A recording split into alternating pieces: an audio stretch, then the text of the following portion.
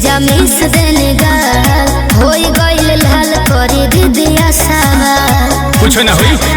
परहेज कोई करी सिगरेट से डूबल पेट से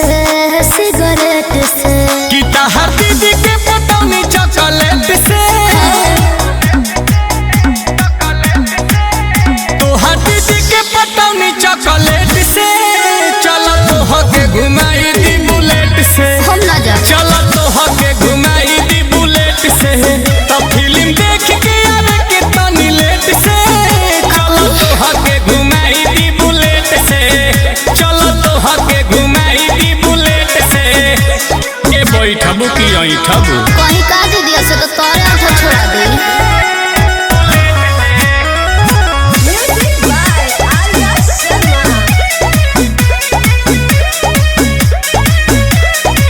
लगी न साले से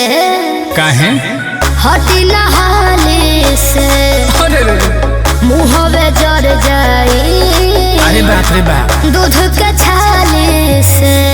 कि एगो हाथ से न बाजेला सुनो ना होई ताली हो साली जी जाके खातिर होली जहाँ को घरवाली हो अभी जाई होने लाए तनी लेट से काहे? दूसर गेट से तनी लेट से कि तहर दीदी के पटौनी चॉकलेट से तहरा दीदी के पटौनी चॉकलेट से चल तोहके घुमाई दी बुलेट से हम नहीं चल घुमाई। तोहके घुमाई दी बुलेट से हटी। आईफोन दिलवाई को मेरेट से चल तोहके घुमा दी बुलेट से चल तोहके घुमा दी बुलेट से ए चलो ना हटो